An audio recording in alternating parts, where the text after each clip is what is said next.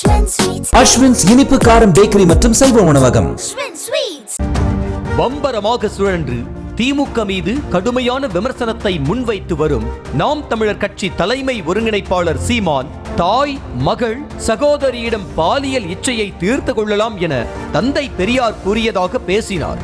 இப்பேச்சு பெரியார் கொள்கையை கோட்பாடுகளாக கொண்டு செயல்படும் திமுகவினரிடையே கொந்தளிப்பை ஏற்படுத்தியது. இதற்கு அமைச்சர் துரைமுருகன் அறிக்கை வெளியிட்டு பதிலடி கொடுத்துள்ளார். அதில் பெரியாரின் சிந்தனைகள் சமூகத்தின் இருட்டை விரட்டி வெளிச்சத்தை உண்டாக்கின என்றும் தங்களது கருத்துகளாகவே இருந்தாலும் அதனை கேட்பவர்கள் தங்களுடைய சொந்த புத்தியினால் சிந்தித்து ஏற்றுக்கொள்ள வேண்டும் என வலியுறுத்தியவர் உலக சிந்தனையாளர் என்றும் புகழாரம் சூட்டினார். தந்தை பெரியாரின் கொள்கைகளே இன்றும் தமிழ்நாட்டை வழிநடத்துவதாக குறிப்பிட்டதோடு சில மண்ணாந்தைகளுக்கு இது புரிவதில்லை என காட்டமாக சீமானை சாடியுள்ளார். பெரியார் என்ன சொன்னார், எப்போது சொன்னார் என்பது பற்றி தெரியாமல் பெரியார் சொல்லாதவற்றை கூட அவர் சொன்னதாக அபாண்டமாக அவதூறு பரப்புவதாக குற்றம் சாட்டியுள்ளார்.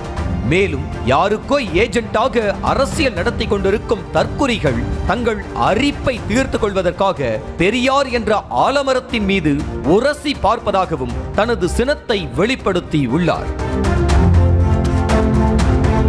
மானமுள்ள 1000 பேருடன் போராடலாம், மானமற்ற ஒருவருடன் போராடுவது கடினமான காரியம்தான் என பெரியார் எழுதியிருப்பதாக குறிப்பிட்ட அவர் மானமற்ற கூட்டத்துடன் நாம் மல்லு கட்ட வேண்டியதில்லை என தெரிவித்துள்ளார். மானமும் அறிவும் உள்ளவர்கள் பெரியாரை இழிவாக பேச மாட்டார்கள் என சீமானை மறைமுகமாக அமைச்சர் துரைமுருகன் விமர்சனம் செய்தார்.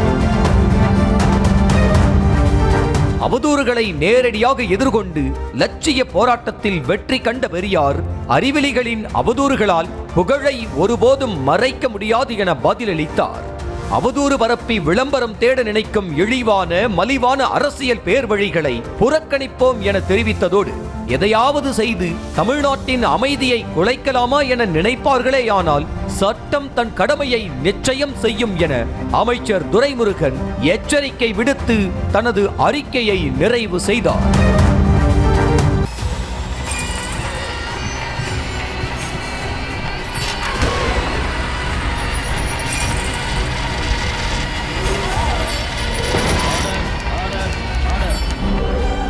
நிகழ்தகவு குற்றங்களின் மறுபரிமாணம் நாள்தோறும் இரவு 10 மணிக்கு இணைந்திருங்கள் நமது நியூஸ் தமிழ் தொலைக்காட்சியோடு.